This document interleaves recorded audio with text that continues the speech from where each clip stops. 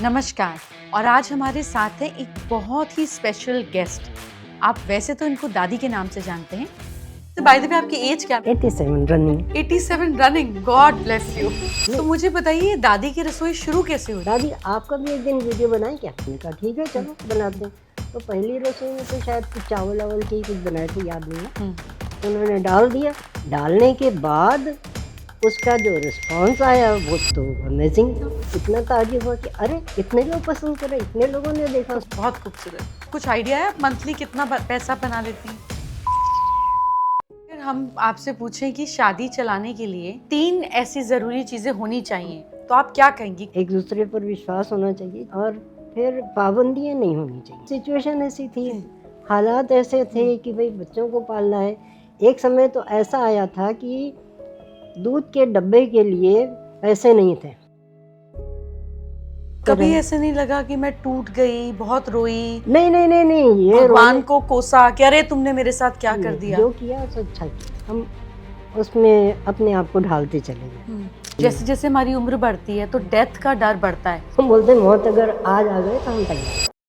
ये दादी की रसोई शुरू कैसे हुई? ये आइडिया कितने साल पुराना है और कैसे आया? नहीं नहीं नहीं, ये कोई पुरानी चीज नहीं है। नहीं। ये तो रिसेंटली पैदा हुई चीज है। मतलब कोविड के टाइम से? 2 साल हुए हैं सिर्फ। मतलब कोविड के बाद से? फिर क्या हुआ? फिर उसके बाद में ये अपने फ्रेंड के मदर का शूट करने के लिए उनके घर चले जाते थे। हाँ। तो एक दिन ऐसे ही बातचीत हुई कि कहाँ गए थे, तो उन्होंने बताया कि मैं अपने फ्रेंड की मम्मी का शूट करने गया था। मैं कहा शूट करने? शूटिंग तो हमको मालूम है गन से होती है। ये शूट क्या है? तो बताया इन्होंने कि भाई ऐसा वो कुछ किचन में काम करती हैं, तो हम उनकी शूट कर लेते हैं और वो वीडियो डालते हैं। हाँ। हमने कहा अच्छा उसका वीडियो बनाते हो? हाँ। तो बोलते हैं हाँ उसका वीडियो। तो दादी आपका भी एक दिन वीडियो बनाए क्या? हमने कहा बना लो। उसमें हम तो रोज ही किचन में, और कौन काम करता है, हम ही करते हैं। तुमको जैसा तो क्रिश की मम्मी क्या करती हैं? ऑफिस। अच्छा। She is working. तो मतलब किचन की जिम्मेदारी अभी तक आपकी थी, तो आपने कहा मैं रोज करती हूँ। नहीं है। अभी 2 साल पहले किचन का काम करने के लिए कुक को रखा गया था। वो अभी 2-3 दिन से उसने छोड़ दिया है। तो इसीलिए कि है, गई नहीं है। गई नहीं तो है, आपका वो वीडियो जाएगी बना, नहीं। फिर क्या हुआ?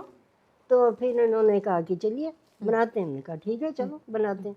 तो पहली रसोई में तो शायद कुछ चावल वावल के ही कुछ बनाए थे, याद नहीं है। शायद कर्ड राइस था या नमकीन चावल थे, ऐसे ही कुछ बनाया था। तो उन्होंने डाल दिया। डालने के बाद उसका जो रिस्पॉन्स आया वो तो अमेजिंग था। इतना ताजुब हुआ कि अरे इतने लोग पसंद करे, इतने लोगों ने देखा। तो कुछ नंबर पता चला आपको कितने लोगों ने देखा? कोई नंबर ध्यान है? याद है? काफी लोगों ने पसंद किया था। अच्छा। काफी लोगों ने, और कमेंट्स तो उनके इतने लाजवाब कमेंट्स होते हैं। कौन सा कमेंट आपको सबसे ज्यादा पसंद आया? आप पढ़ती हैं सारे कमेंट्स?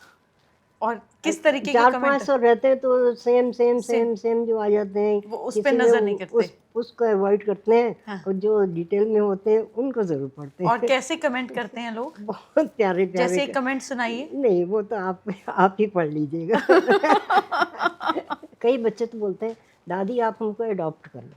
अच्छा। आप जो चाहेंगे हम वो काम करेंगे। हम झाड़ू पोछा बर्तन जो चाहे आप हमसे करवा लीजिए, मगर हमको अडॉप्ट करिए। ये एक बार नहीं, कईयों के इस तरह के कमेंट्स आए हैं।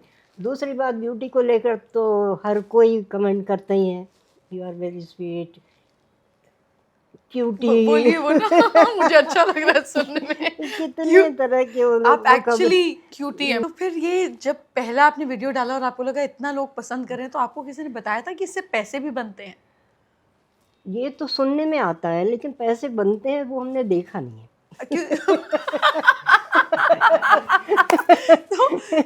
तो YouTube पे क्रिश क्या करता है फिर? YouTube पे आपका वीडियो क्यों नहीं डालता है? पैसे तो आने चाहिए। YouTube पर भी डालते हैं, तो मोर देन 900। तो फिर ये पैसे क्रिश रख लेता है क्योंकि पैसे तो आते हैं। ये तो हमें नहीं पता। ये तो कभी उन्होंने बताया नहीं। हाँ जो जैसे वो रहते हैं ना ब्रांड्स के, उसके जरूर आते हैं। फिर वो पैसे आप रखती हैं कि बच्चों को दे देती हैं? नहीं, बच्चे हमको देते हैं। फिर आप अपने पैसे खर्च कहाँ करती हैं? अकाउंट्स तो वही मेंटेन कर। तो फिर आप वो पैसे खर्चती कहाँ हैं? कहाँ खर्च करते हाँ, मैं जानना चाहती हूँ। हैं। देखिए हमारी ज़रूरतें बहुत ही लिमिटेड हैं और हम नहीं चाहते हैं कि इस एज में आकर हम बहुत कुछ शॉपिंग करें, अपने मेकअप पर खर्च करें, अपने ब्यूटी पर खर्च करें, या अपने पार्लर में खर्च करें, या अपने जूतों पर खर्च करें। हमें सिर्फ साड़ियों का शौक़ है, वो हम साड़ियाँ ले लेते हैं और जो ज़रूरी है वो लेते हैं। अदरवाइज़ घर की बहुत सी रिक्वायरमेंट्स होती हैं बिल्कुल। जो हम चाहते हैं कि हम ही कर लेते हैं, तो वो रिक्वायरमेंट्स भी हम पूरी करते हैं। तो कई ये आपको बेडशीट्स खुशी हैं। होती है कि आप अभी भी इस उम्र में भी घर में इतना स्ट्रॉन्ग कंट्रीब्यूशन कर रही हैं? हमने कभी सोचा ही नहीं, हमसे ज़्यादा करने वाले दूसरे हैं। हम तो बहुत मामूली से कंट्रीब्यूट करते हैं तो आप फाइनेंशियली। तो आप वैसे तो हम हर तरह से कंट्रीब्यूट करते ही हैं।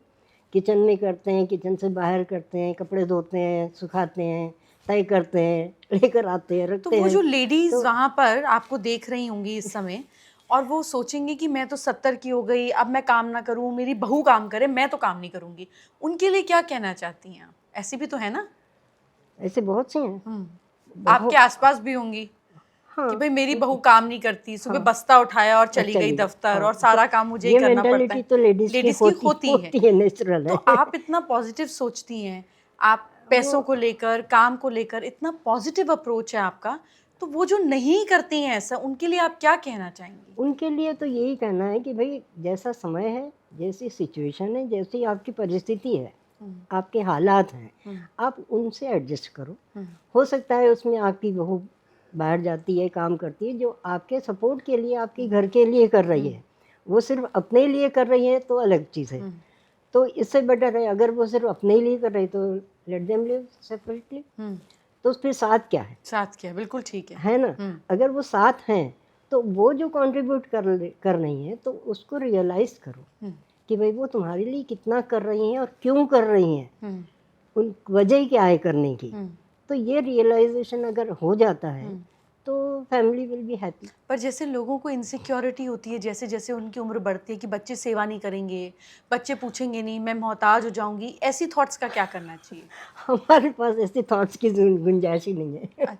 हम तो ईश्वर पर भरोसा करते हैं और ईश्वर ने जो दिया है आई एम सेटिस्फाइड। हम संतुष्ट हैं, जितना दिया है उसमें हम खुश हैं। नहीं दिया है तो उसकी हमको कोई लालसा नहीं है कि हाय हमारे पास ये नहीं, उसके पास वो है। कभी ऐसी हमको जेलस फीलिंग नहीं आती। वो कर रहे हैं, उनकी किस्मत से उनको मिल रहा है, वो तरक्की कर रहे हैं। हम तो चाहते हैं कि सब तरक्की करें, हमारा देश तरक्की करता चला जाए। इससे बढ़कर और क्या खुशी हो सकती है? हमें तो दूसरों की खुशी में अपनी खुशी मिलती है। तो आपको देखकर और दादीज भी इंस्पायर्ड हुई काम करने के लिए? बहुत दादीज हुई हैं या नहीं हुई इनका तो नहीं पता चला, लेकिन बच्चे ज़रूर इंस्पायर्ड हैं। उनके कमेंट्स ऐसे आते हैं कि दादी आपको देखकर हमने किचन में जाना शुरू कर दिया है, हमने आपको देखकर ये रेसिपी बनाई है, हमारे बच्चों को बहुत पसंद आती है। हमारे बच्चे कहते हैं कि आप दादी की रेसिपी देखो और हमको ये बना कर खिलाओ। तो इससे लगता है कि नहीं, हम कुछ कर रहे हैं जो दूसरों के काम आ रहा है। बहुत खूबसूरत, कितना अच्छा विचार है। तो मुझे बताइए, आप इतना सारी अलग अलग रेसिपी बनाती हैं, आपकी फेवरेट क्या है? आपको क्या खाना पसंद है? हमें सब कुछ पसंद है। अगर कोई एक चीज़ मन हो कि अगर ये चीज़ है जिसको देख के मैं रेजिस्ट नहीं कर सकती, मतलब इसको देख के तो मेरा खाने को मन करेगा ही करेगा, वो क्या होगा? नहीं, इतने लालची या इतने उस तरह के हम हैं नहीं, हमारा नेचर ही नहीं। आजकल तो अब हमने सिर्फ दाल और चावल खाना शुरू कर दिया है। अच्छा। ये हम कई महीनों से हमारा यही रूटीन है। अगर चावल नहीं बने हुए हैं या नहीं बनाए हैं, पर्पसली नहीं बनाए हैं, तो हम रोटी भी खाते हैं। ऐसा नहीं कि हमने त्याग कर दिया, हम त्याग कर ही नहीं सकते किसी चीज़ का। जो वो सब हजम है। और मीठा पसंद है आपको? हाँ, और आपकी कौन सी रेसिपी है जिसको आज तक सबसे ज़्यादा पसंद किया गया? One of the ones. ये तो लोगों को ही पता है। पर हमें आपको नंबर तो बताते होंगे क्रिश? नहीं, ऐसा कुछ नहीं, वो कमेंट्स पढ़ लेते हैं, हम खुश हो जाते हैं। ऐसा कोई नहीं है कि ये ये रेसिपी बड़ी वायरल हो गई? हाँ, वायरल तो हो जाती हैं, बहुत सी रेसिपीज हैं तो जो ऐसी वायरल कौन सी एक रेसिपी बताइए? साबुदानी साबूदाने की खिचड़ी। खिचड़ी। तो आपकी साबूदाने की खिचड़ी लोगों को बहुत पसंद आती है, क्योंकि सिंपल वे में और बनती है, बच्चों के उसमें कुछ। टिफिन के लिए भी बहुत अच्छी है। हाँ, पर आपको इतना इसमें खाने की आदत पड़ी कैसे? आप बचपन में आप कितने साल के थे जब आपकी मदर नहीं रही थी? हमें याद नहीं है, लेकिन सवा साल के तो होंगे। आपको किसने पाला? ये हमारे पिताजी की देन है। हम्म, और खाना बनाने का जो शौक़ हुआ है तो उनके साथ लगकर हम 4 बहनें थी, 4 भाई। तो भाइयों का कंट्रीब्यूशन तो थोड़ा कम ही रहता था। कभी वो नानी के पास रहते थे, कभी पिताजी के साथ में रहते थे। तो पिताजी को बनाता हुआ देख कर कभी ये दे दो, कभी वो दे दो, ये पीस दो, ये काट दो, ये सारे काम हम बहनें उनके साथ में लगकर आप करते सबसे थे। छोटी थी? हम सबसे छोटे थे। क्योंकि आप घर में इस उम्र तक कमा रहे हैं, सिर्फ पेंशन पे आप डिपेंडेंट नहीं हैं। और हमारी पेंशन कितनी है ये भी तो पूछ लो। वो कितनी पेंशन है? 1000। 1000 रुपये पेंशन? हाँ जी, वो भी बढ़ चढ़ कर। स्टार्टिंग में जब हम रिटायर हुए हैं, हमारा 325 हमारी पेंशन फिक्स की गई थी गवर्नमेंट की तरफ से, क्योंकि हमारा पब्लिक स्कूल था, नॉन गवर्नमेंट या सेमी गवर्नमेंट समझिए, वैसा स्कूल था जिसमें हमने 20 इयर्स काम किया। और वहाँ से गवर्नमेंट की तरफ से जो हमारा पीएफ वगैरह तो वो पूरा मिल गया, लेकिन पेंशन हमारी जो फिक्स की गई वो 325 या 315 इतना ही है, याद है, उतनी हुई। 315 रुपये? 315 रुपये एक टीजीटी टीचर के रिटायरमेंट के बाद पब्लिक स्कूल की टीचर को 315 की पेंशन फिक्स की गई। 315 रुपये में क्या होता है? 315। और अब बढ़कर 1000 रुपये? अब बढ़कर जब से मोदी गवर्नमेंट आई है उसने 1000 रुपये की है। ये मतलब हमारी 3 गुना पेंशन कर दी। अब जो पर चीज़ें 1000 समझ- रुपये में कैसे 1000 होगा? क्या कर सकते हैं? एक टाइम का पेट्रोल भराते हैं गाड़ी में तो वो 3000 का पेट्रोल होता है। एक रिश्ते से एक बार हमने पूछा तुमने फुल टैंक कराया कितना लगा, तो बताया 3000। तो वो 1000 रुपये गवर्नमेंट दे रही, वो एक भीख दे रही है। हम इसको इज्जत से नहीं देखते हैं कि वो दे रहे हैं, हम पर एहसान कर रही हैं वो गवर्नमेंट।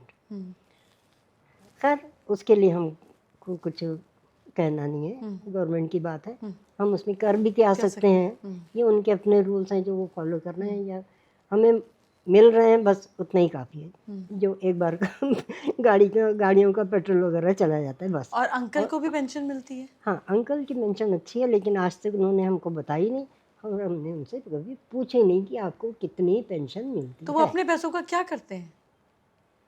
नहीं करते, जो खर्चे हैं करते हैं, घर के खर्चे करते हैं, और बहू कमा रही है उसके खर्चे करते, वो खर्च कर रही है पर घर चलाने के लिए। आपने कभी अंकल से, आप 87 की हैं, अंकल 90 के हैं, 50 साल हो गए उनको, 56 में भी 70 साल काम करते हुए, 80 साल, आपने 80 साल में ये पता नहीं किया कि तुम कितना महीने में कमाते हो और भी पेंशन कितनी ला रहे हो?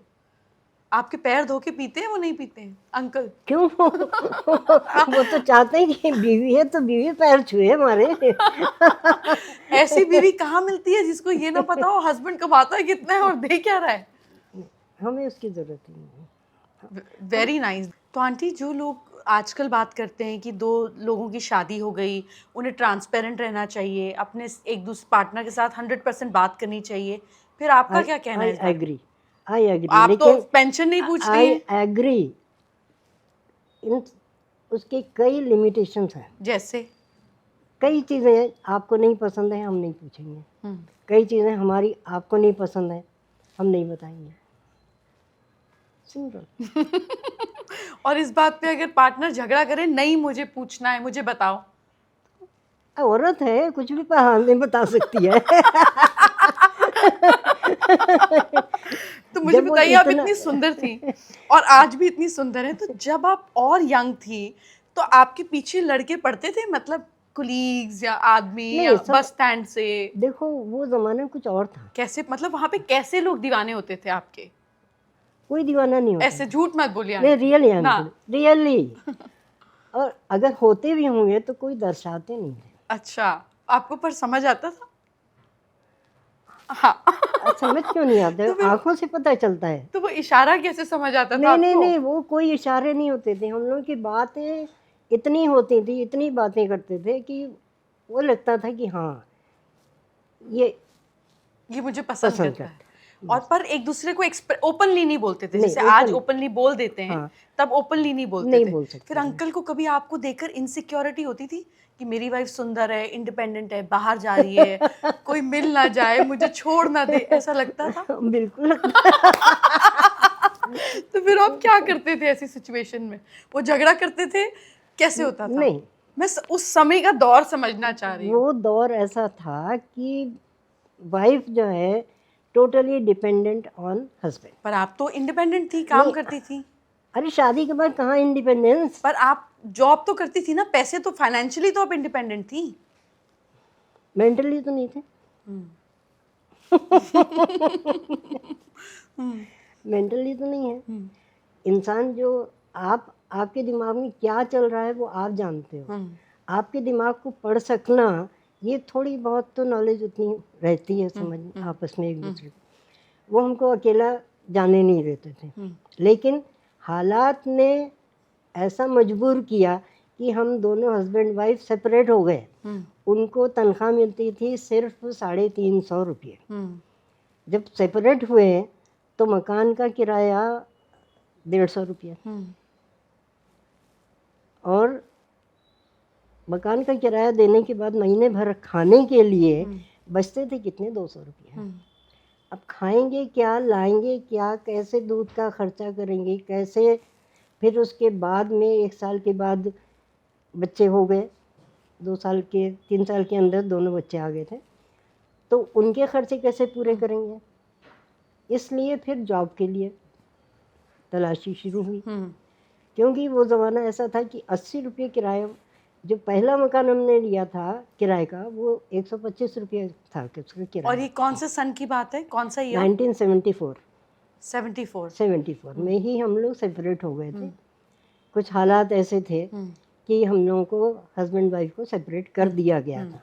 ठीक है, हस्बैंड थोड़े ईगोइस्ट हैं, तो वो किसके सामने झुकने वाले नहीं, तो उन्होंने कहा कि ठीक है हम लोग अलग रहेंगे। तो उस वक्त जो फर्स्ट रेंटेड हाउस लिया था, फुल फ्लैट 2 कमरों का, 125 रुपए। उसका किराया अंकल देते थे कि नहीं?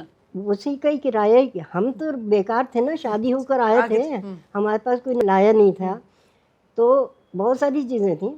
तो सेपरेट होने के बाद 125 रुपये का 1 महीने का किराया देने के बाद आखिरी हफ्ते में हम लोगों के हाथ में 1 पैसा नहीं था। फिर हमने दूसरा मकान ढूंढना शुरू किया कि भाई अगर इसमें 125 रुपये देंगे तो महीना भर तो गुजारा ही नहीं हो रहा है। ठीक बात है। फिर हस्बैंड साइकिल से सेना भवन जाते थे, साइकिल से जाना, साइकिल से आना, जिसमें कोई अंकल क्या जॉब करते थे? वो डिफेंस मिनिस्ट्री में स्टेनोग्राफर थे अच्छा। उस समय। फिर उसके बाद में इम्प्रूवमेंट होती गई, बढ़ता गया, तनख्वाह भी बढ़ती गई, तो धीरे धीरे हम लोगों की लाइफ सेटल्ड हो गई। लेकिन वो दौर जो था, तो 80 रुपये के मकान 125 का छोड़ के 80 रुपये वाले मकान में हम लोग शिफ्ट हो गए। तीसरी मंजिल थी, 1 कमरा था, 1 किचन था और कॉमन टॉयलेट वगैरह था। वहाँ जाने के बाद हम लोगों ने चैन की सांस ली।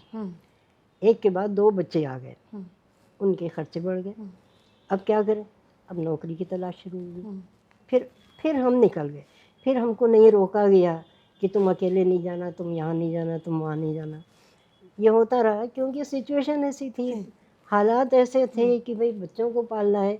एक समय तो ऐसा आया था कि दूध के डब्बे के लिए पैसे नहीं थे, तो उन्होंने अपने ऑफिस में एक थ्रिफ्ट एंड क्रेडिट सोसाइटी हुआ करती थी उनके ऑफिस में, वहाँ से उन्होंने 100 रुपीज़ का लोन लिया और फिर बच्चे के दूध के लिए उन्होंने दूध का एक डब्बा ख़रीदा जो शायद 100 रुपये का भी नहीं था।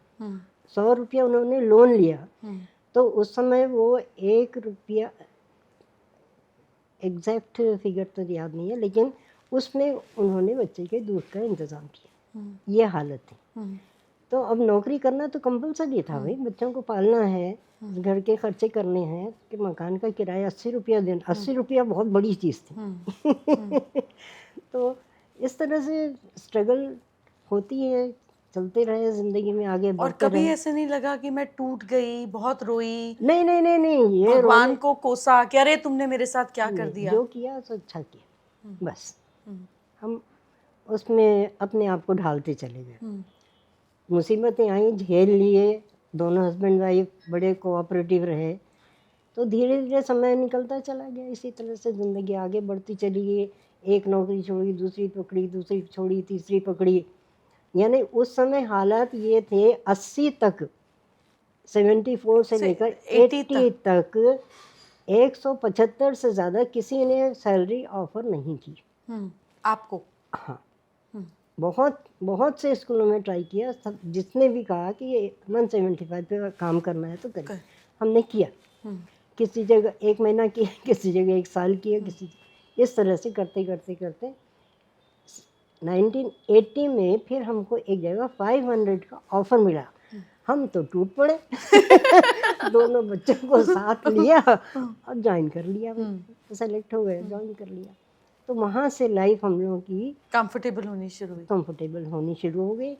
फिर उसके बाद में कोई करीब 90 में आकर, क्योंकि 97 में हस्बैंड रिटायर हुए हैं, तो 90 में आकर 87 में गवर्नमेंट फ्लैट मिला। तब जाकर हम लोगों ने पुष्प विहार में गवर्नमेंट फ्लैट में अपना डेरा डाल दिया। वहाँ 1 साल के बाद फिर मोती बाग शिफ्ट हो गए। तो वहाँ से रिटायरमेंट तक मोती बाग में रहे। फिर उसके बाद में कुछ रिटायरमेंट के बाद इनको पैसे वैसे भी मिले, तो एक जगह पहले डीडीए की तरफ से एक फॉर्म भर दिया गया था मकान का तो वो निकल आया। अब निकल तो आया, लेकिन पोजीशन भी ले ली, पसंद नहीं आया, क्योंकि वो बैक टू बैक ऐसे दरवाजे थे, एक का घर खुला तो दूसरी का दरवाज़ा बंद हो जाता, इस टाइप का था। तो फिर वो बेच दिया। वो बेचने के बाद उससे जो पैसा आया वो 1.25 लाख में बिका। 1.25 लाख का इधर अब जहाँ रहते हैं वहाँ पर प्लॉट किसी ने बताया, उनके फ्रेंड ने, जिसने वहाँ पर पहले से लिया था, उसने कहा कि तुम भी ले लो, सस्ती ज़मीन है, बहुत अच्छा है, एरिया है, सब कुछ है।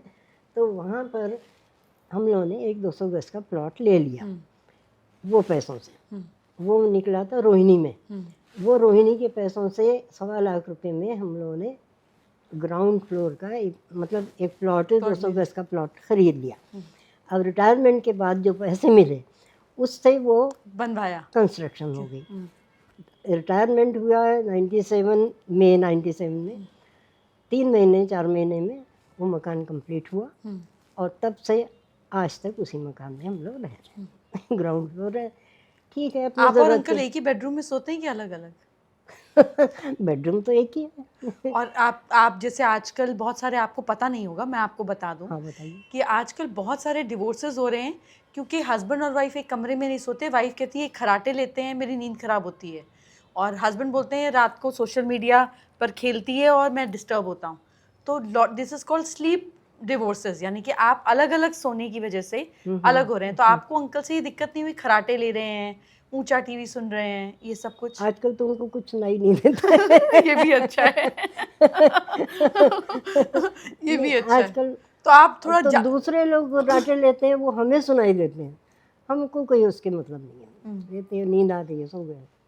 हमको जब नींद आएगी, चाहे वो रात के 3 बजे, 4 बजे, 5 बजे, 6 बजे, कभी कभी तो 6:30 बजे तक हम जागते रहते हैं। अपनी पास्ट लाइफ में हम घूमते ही रहते हैं। तो फिर वो I enjoy, you enjoy that? I enjoy, क्योंकि अब करना तो कुछ है नहीं, दिमाग है, मशीन चल रही है, चलते हैं। कितना टाइम निकल जा रहा पता ही नहीं चलता। तो जो लोग परेशान होते हैं कि मुझे रात को नींद नहीं आती, अरे तो आपको ऐसा आई नहीं होता? आई एंजॉय क्योंकि वही टाइम एक ऐसा है, शांति रहती है, संतुष्टि रहती है, कोई डिस्टर्बेंस नहीं होता है। तुम क्या सोच रहे हो कोई पूछने वाला नहीं है। लेकिन जो तुम्हारी जो लाइफ है, जो तुमने बिताई है, अगर वो तुम्हारे साथ है तो इससे अच्छी क्या बात है। तो आपको आंटी ऐसा नहीं लगता कि मैं पैसे कमा रही हूँ, बच्चे मेरे पैसे रख लेंगे, कल को मुझे ज़रूरत पड़ी, मेडिकल एक्सपेंसेस नहीं दिया, ऐसी घबराहट नहीं होती आपको जैसे हम लोगों को कल होती के है? बारे में सोचते ही नहीं है। हम बोलते हैं मौत अगर आज आ गए तो हम तैयार हैं। रिटायरमेंट से पहले हमसे पूछा गया आपको कैसा लग रहा है, मैंने कहा आई एम मेंटली प्रिपेयर्ड। हम्म, अरे रिटायर होना है तो होंगे ही ना। तो उसमें क्या बात है, सोचना किस बात का, रिटायर हो गए ठीक है, हर किसी को रिटायर होना ही होता है। वैसे ही हम जिंदगी के साथ में भी यही कर रहे हैं कि आती है मौत, आ जाए हम तैयार बैठे हैं। पका हुआ फल कितनी देर तक लगा रहेगा पेड़ पर। एक बार तो उसको गिरना ही है। बहुत खूबसूरत, आप इतना पॉजिटिव सोचती हैं और ये इतनी हम लोगों से भी यही कहते हैं कि तुम कल की मत सोचो, तुम आज जी लो, जो है तुम्हारे पास जिंदगी जी लो। नहीं जी सकते रो लो, मर लो, कट लो, कुछ भी करो, लड़ाई करो, झगड़े करो, कुछ भी करो, लेकिन जो तुम्हारे हाथ में है, उसको तुम भोगो। आंटी आपको अब कुछ आइडिया है आप मंथली कितना पैसा बना लेती हैं? नहीं एडवर्टाइजमेंट मिलाकर और नहीं स्पॉन्सरशिप मिलाकर? हमने कभी सोचा ही नहीं है और पूछते भी नहीं और है? पूछते भी नहीं है। जो हमको देते हैं हम ले लेते हैं। हम ये नहीं पूछते कि तुमने हमको इतना क्यों दिया। क्यों, मेहनत वो भी कर रहे हैं, हम भी कर रहे हैं, लेकिन दिमाग उनका लग रहा है, हमारा तो सिर्फ शरीर ही काम कर रहा है, दिमाग तो वो लोग खर्च कर रहे हैं, कोशिशें वो लोग कर रहे हैं। तो अगर वो 80% भी लेते हैं, 90% भी लेते हैं, कोई हर्ज नहीं। हमको तो अगर आजकल की 10%, 5% मिलता है, हमारे लिए वही बहुत है। हमें करना ही क्या है। You are a rare woman aunty, भगवान अब वो ढांचा बनाना भूल गया है। आप वो बोलती हैं, आप लड़कियां बोलती हैं कि पहले मुझे बताओ। The feminism is such a great drive which I respect, पर बिना कलेश के भी तो ये हो सकता है। मतलब ये इतनी खूबसूरती की बात है कि आपने अपनी इंडिपेंडेंस नहीं खोई, पर इसमें कहीं कोई झगड़ा, कोई मतभेद नहीं है। आज की जो जनरेशन है उनको चीज़ें संभालनी नहीं आती हैं। वो संभाल के रखकर उसका दूसरा उपयोग करने के लिए उनके पास टाइम नहीं है। मेन बात तो ये है, आंटी हर चीज़ के लिए उनके पास एक ही सॉल्यूशन है, हमारे पास टाइम नहीं है। आंटी ये सोच की बात है। आपकी जनरेशन रिश्ते भी संभालती थी, एक ही रिश्ते को अलग अलग तरीके से यूज कर कर जिंदगी को आगे ले जाती थी। बिल्कुल। अब ऐसा नहीं होता। अब अब नहीं। हस्बैंड जो है वही दोस्त हो, वही बॉयफ्रेंड हो, वही लवर हो, वही बाप जैसे प्यार करे, वही भाई जैसे प्रोटेक्ट करे। ऐसे कैसे संभव है? तो इतनी ओवर इसीलिए तो डिवोर्सेस ज़्यादा हो रहे हैं, होते हैं। हम जैसे लोग जो आज भी दब के दूसरों को की खुशी में अपनी खुशी देखने वालों में से हैं, लेकिन वो लोग अपनी खुशी देखते हैं, दूसरों की खुशी से उनको कोई मतलब ही नहीं है। तुम खुश होते हो जाओ, नहीं खुश होते हैं परवाह नहीं। मतलब इतना स्वार्थी नेचर हो गया है कि वो उनको सिर्फ अपना ही दिखता है। तो आंटी अगर हम आपसे पूछें कि शादी चलाने के लिए 3 ऐसी ज़रूरी चीज़ें होनी चाहिए मैन एंड वुमन दोनों में, तो आप क्या कहेंगी? कौन सी 3 ज़रूरी चीज़ें? इतनी कठिन क्वेश्चन मत करो। नहीं आंटी, आप अपने एक्सपीरियंस से आपको बताना चाहिए कि आज के और तब के दौर में क्या फ़र्क है, कि क्यों रिलेशनशिप सस्टेन नहीं होते। ऐसी कौन सी 3 चीज़ें हैं जो अगर आज की जनरेशन के पास आ जाए तो रिश्ते अच्छे चलेंगे? बहुत कठिन प्रश्न है। कोशिश करें आंटी। बहुत कठिन प्रश्न है। पहले आप एक बताइए, फिर बाकी 2 मैं निकलवा लूंगी। आप तो बैठी हैं निकलवाने के लिए। बताइए। एक तो विश्वास होता है, एक दूसरे पर विश्वास होना चाहिए, चाहे वो सही हो चाहे गलत हो। गलत विश्वास भी कर लो, पर कर लो। कर लो, विश्वास तो करना ज़रूरी है। और फिर पाबंदियाँ नहीं होनी चाहिए। इंसान को कुछ न कुछ अपने मन का करने की आज़ादी तो होनी चाहिए। बहुत खूबसूरत। और तीसरी चीज़, अब आप निकलवाओ, क्या निकलवाना है। तो आपको ऐसा लगता है कि रिश्ते में ट्रांसपेरेंसी की ज़रूरत है? हालांकि पहले आपने बोला कि बिल्कुल ज़रूरत नहीं है, तो हमारे मन का जो है हम नहीं बताना चाहते तो हम नहीं बताएंगे। तो आपको लगता है कि ये फ्रीडम टू हाइड भी होनी चाहिए? फ्रीडम टू हाइड होनी चाहिए। मैं भी जो चीज़ नहीं बतानी है तो उसके लिए फोर्स ना किया जाए कि तुम बताओ। हाँ। हो तो सकता है अगर बहुत कोई इंसान अपनी वाइफ को चीट कर रहा है और बीवी पूछ रही नहीं तुम बताओ, तो उसको बतानी चाहिए कि नहीं बतानी चाहिए? अगर चीट कर रहा है तो वो गलती है, धोखा नहीं देना चाहिए, लेकिन ट्रांसपेरेंसी उतनी रखो जो एक दूसरे पर विश्वास कर सको। विश्वास करने लायक ट्रांसपेरेंसी होनी चाहिए बस। और धोखेबाजी तो वो रिश्तों को मजबूत नहीं बनाती है, रिश्तों को और खोखला ही करेगी ना। अगर धोखे से ज़िंदगी चलानी है तो आज तुमने धोखा दिया, कल हम तुमको धोखा देंगे। धोखे के साथ तो धोखा ही होगा ना, फिर विश्वास कहाँ रहेगा। तो एक मैं आपसे 4 छोटे छोटे क्विज पूछूंगी, आपको हर एक शब्द पर मुझे एक नया इमोशन देना होगा, और फिर एक छोटा सा गिफ्ट भी है। भैया आप मुझे मुसीबत में डाल देंगे। मैं बिल्कुल मुसीबत में नहीं डालूंगी। नहीं, आप मुझे आसान से आसान मैं सवाल बिल्कुल आसान पूछूंगी। आप इतने ज्यादा समझदार हो, मुझे आपको नहीं देखकर नहीं चाचा नहीं, चौधरी की याद आ रही है। प्लीज प्लीज प्लीज मुझे तारीफ मत करो। नहीं, सच में मैं आपको दिल से बोल रही हूँ, आपकी समझदारी चाचा चौधरी जैसी है। तो आपने देखे ना वो कैरेक्टर साबू और चाचा चौधरी, हाँ, बहुत पहले जब बच्चे छोटे छोटे छोटे से। थे उनको दिखाते थे। तो वैसी समझदारी आपके अंदर है, तो इसलिए आप इनका बड़े आसानी से जवाब दे पाएंगी। पहले मुझे गिफ्ट तो दो, कहाँ है? अरे फिर आप जब वो सही सही जवाब देंगी फिर तभी तो गिफ्ट मिलेगा। जैसे आप बच्चों की क्विज लिया करती थी। अरे भाई हम इस गिफ्ट के काबिल भी हैं। आप कैसी बातें कर रहे हैं? आपको ऐसा बोलना ही नहीं चाहिए। नहीं। आपका होना और इतनी अच्छी सोच रखना, आपकी उम्र के लोगों को ये मोटिवेशन देना कि इट्स नेवर लेट, ये सोचना कि कभी भी लेट नहीं हुई। हर चीज़ के लिए स्वीकार भाव होगा तभी तो हम अपॉर्चुनिटी को भी स्वीकार कर पाएंगे।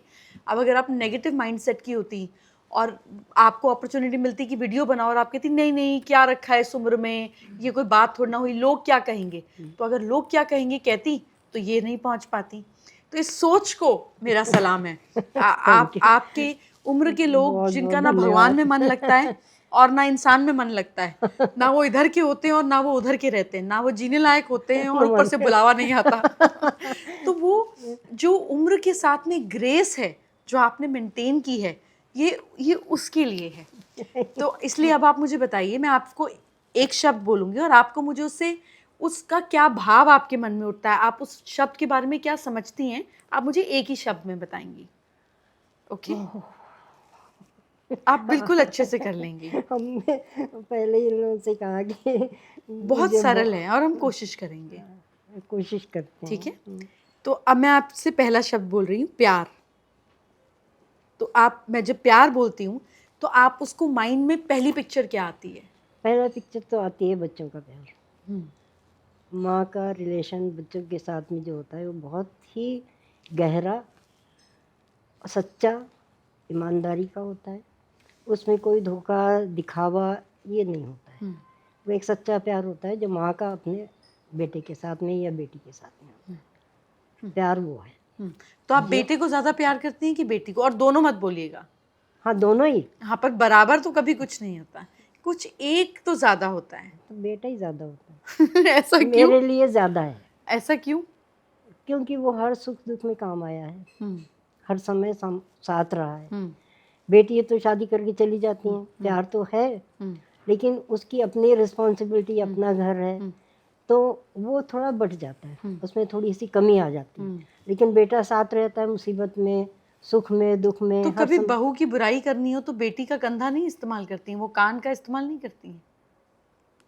ऐसा भी तो करती हैं। 99% मदर इन लॉज अपनी बेटी से इसीलिए क्लोज होती हैं क्योंकि बहू की बुराई करने को मिलता है। ऐसी कोई बात नहीं है। नहीं, ऐसी कोई बात। जो बोलना होता है जो मुंह पर बोल बोलना है देती। उनको भी सामने बोलेंगे, इनको भी सामने बोलेंगे। क्योंकि जो साफ दिल के होते हैं वो साफ ही बात करते हैं। किसी को अच्छी लगती, किसी को बुरी लगती है। हमको सिखा कर भेजा गया था, तुम वहाँ जाके कुछ उल्टी सीधी बातें जो तुम्हारी आदत है वो मत करना। ऐसी बात बोलना जो दुनिया देख रही है, देखने वाली है, वो सोच समझ के बोलना। हमको बहुत शिक्षा दी गई इस बारे में। आपने समझी शिक्षा को? हमने कहा जो हमको बोलना होगा बोलेंगे, जैसा समय होगा वैसा जवाब देंगे, जैसा पूछा जाएगा वैसे ही करेंगे। गवाह है। ये ज्ञान आपको किसने दिया? नहीं, ये ज्ञान कहाँ है? किसने समझाया, किसने शिक्षा देकर भेजा? अरे हमारे बच्चों ने। आप तो कुछ भी बोलते हो जाकर, आपकी आदत है, आप कुछ भी बोलते हो किसी के भी सामने, अपना अपना अपना। अरे हम जैसे हैं वैसे ही तो दिखेंगे ना, और वैसे आप ही वैसे ही दिखाएंगे। बहुत अच्छे हैं, वैसे ही बहुत नहीं खूबसूरत भैया, हैं। हमको बहुत डांट पड़ती है। आपको कोई नहीं डांट सकता और आपको डांट पड़ती है। आप क्यों डांट खाती हैं? थोड़ा सा उल्टा भी फटकार दिया करें कभी फटकारते हैं लेकिन असर नहीं होता। छोटा सा डंडा हाथ में रख लिया करें डराने बस के वही लिए। तो नहीं होता है। ज़बानी काफ़ी है उसके लिए। तो मुझे बताइए, दूसरा शब्द है गुस्सा। पहली पिक्चर क्या आती है जब मैं गुस्सा बोलती हूँ? अपने ही आदमी। अपनी सूरत ही आती है सामने। आपको लगता है आपको गुस्सा बहुत आता है? बहुत ज़्यादा। फिर आप उसको कंट्रोल करने के लिए क्या करती हैं? कुछ नहीं करते हैं, चुप हो जाते हैं। पर अगर गुस्सा निकाल लेते हैं, जिसके ऊपर भी गुस्सा आता है उसको लड़ाई कर लेते हैं, झगड़ा कर लेते हैं। और कितनी देर लगती है आपको मानने में वापस?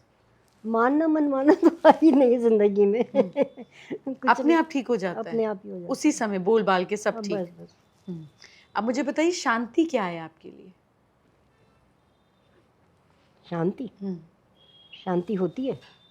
नहीं। शांति तो कभी नहीं होती। अभी आपने कहा जब मैं रात को बैठकर अपने पास्ट को सोचती हूँ, हाँ, तो मैं बहुत खुश होती हूँ। बहुत आई रियली एंजॉय। हाँ, वो समय जो है शांति का होता है। वो समय शांति का ही होता है, क्योंकि उसमें कोई डिस्टर्बेंस नहीं है, कोई रुकावट नहीं है। आपकी मशीन चल रही है तो वो चलती जा रही है, उसमें कोई रुकावट नहीं। तो आंटी सिर्फ लोग ये होता है कि कभी मोबाइल तो साथ में ही रहता है, ऑन करते हैं, टाइम कितना हुआ? अरे ये टाइम हो गया, चलो बस करते हैं। तो आंटी लोग कई बार कमेंट में लिखते हैं कि ये आपकी पूजा पाठ करने की उम्र है, ये भगवान के नाम लेने की उम्र है, आप क्या वीडियो बना रही हैं? इतना डायरेक्ट तो नहीं लिखा है, लेकिन मतलब तो हमको भी थोड़ा थोड़ा समझ में आता है। ऐसा बोलते हैं लोग? हाँ, ऐसा डायरेक्ट नहीं बोला गया है, लेकिन उनका मतलब हमको ये समझ में आता है कि भाई ये चाहते हैं कि तुम इस उम्र में ये काम कर रही हो, क्या ज़रूरत है, ऐसा। लेकिन हम उनका जवाब नहीं देते। तो आपको लगता है कि भगवान की तरफ सब चीज़ें छोड़कर जाना चाहिए? हम जो काम कर रहे हैं वो भी तो एक भगवान की तरफ उसका ही इशारा होगा ना, जो हम कर रहे हैं। हम ये सोचते हैं कि ये भगवान हमसे करवा रहा है और हम कर रहे हैं, हमारा कर्म ही हमारा धर्म है। हम पूजा पाठ तो कर लेते हैं, लेकिन उसमें कितनी सच्चाई हमारी जा रही है हमको नहीं मालूम। हम सच्चे मन से कर रहे हैं, झूठे मन से कर रहे हैं, दिखाने के लिए कर रहे हैं, क्या कर रहे हैं, वो कर रहे हैं हम, बस हम कर रहे हैं, इतना ही हमको आता है। तो आंटी नॉनवेज खाना चाहिए कि नहीं? आपकी इच्छा। क्या लगता है आपको? आपकी इच्छा। अगर आपको अच्छा लगता है खाओ, नहीं अच्छा लगता मत खाओ। आपको कोई धार्मिक विचार है, उसके डीप में मत जाओ। जो है सामने वो खाना है तो खाओ, नहीं खाना है तो मत खाओ। आप खाती? हम खाते हैं, और कभी कभी खाते हैं, पसंद भी आता है, बहुत बढ़िया बनाते भी हैं। हमारे पिताजी बहुत बढ़िया बनाते थे। मतलब खाने की डिशेस जो है ना वो वहीं से चली आ रही हैं।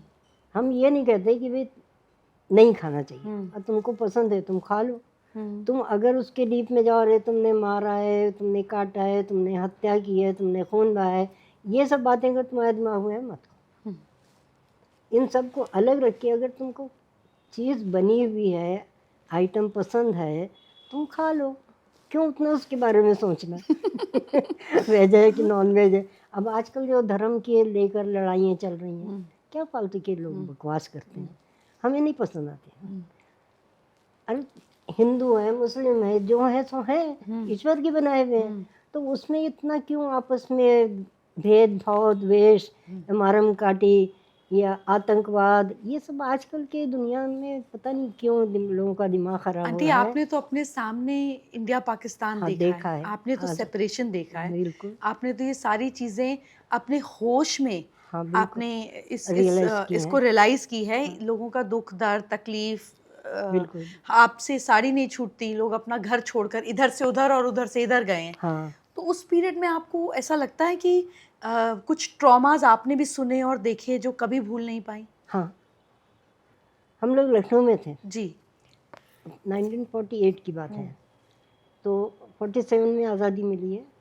तो कई पंजाबी फैमिलीज़ जो थीं वो हमारे सामने ही एक मकान था, उसमें शायद एक कमरा उन्होंने लिया था।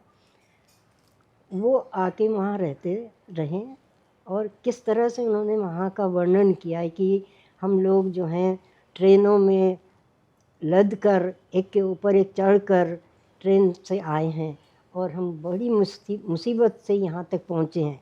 लेकिन उनके बोलने का ढंग मेरे कानों में आज भी गूंजता है, एड्डे वड्डे वड्डे कार, एड्डे वड्डे वड्डे कार।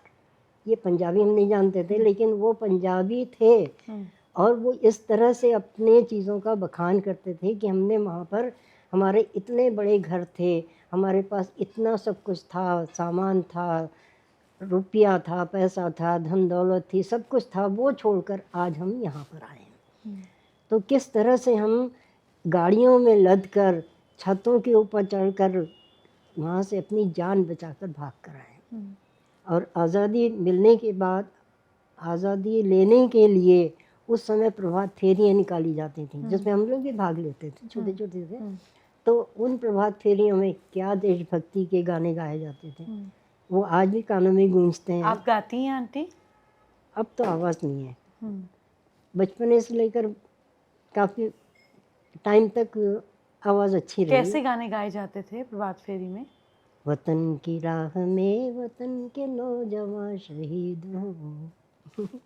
और हिंदुस्तान पाकिस्तान को लेकर अपने इंडिया के देशभक्ति के जो गाने होते थे, वंदे मातरम, ये गाए जाते थे। और बहुत से गाने थे, और फिल्मी गाने वो गाए जाते थे, जिसमें देशभक्ति का बखान होता था। और आपके आसपास कुछ, क्योंकि आप तो लखनऊ में रही और हैदराबाद, दोनों जगहों पे मुस्लिम पॉपुलेशन स्ट्रांग थी, हाँ। तो आपके कुछ आसपास के ऐसे भी लोग थे जो हिंदुस्तान से पाकिस्तान चले गए सब छोड़कर? नहीं, ऐसा तो कोई नहीं। कोई मतलब सब आए, गया कोई नहीं? नहीं, गया तो कोई नहीं था, हमारे नॉलेज में तो कोई नहीं, कोई गया नहीं था। लेकिन उनके लोग वहाँ थे। मतलब हमारे दादाजी भी लाहौर से ही बिलोंग करते थे। जो दादाजी थे वो लाहौर से ही आके लखनऊ में बस गए थे। और वो वाजिद अली शाह का ज़माना था, बहुत राजा ही ठाठ से रहे थे। और इधर भी जो थे हमारे ननिहाल वाले, वो महाराजा किशन प्रसाद के नाम से थे, और वो राजा प्रभु दयाल के नाम से थे लखनऊ में। तो थे तो राजाओं की फैमिली कोई बिलोंग करने वालों में से उनके अंश हम लोग बचे हैं। वो सब तो ख़त्म हो चुके हैं। तो वो थोड़ी सी जो है खून में जो असर होता है ना, या सभ्यता संस्कृति का जो असर होता है, वो अभी बाकी है। इमारतें बुलंद है लेकिन आज तो मटिया में। आपका फेवरेट गाना कौन सा है आंटी? नहीं, अब तो हम गाने ही छोड़ चुके हैं। पसंदीदा जो गाने थे मुग़ल आज़म के थे। जैसे कौन सा? मेला के थे। कौन सा गाना एक बताइए। कौन से गाने थे? सोचिए, मुग़ल आज़म को कौन सा था?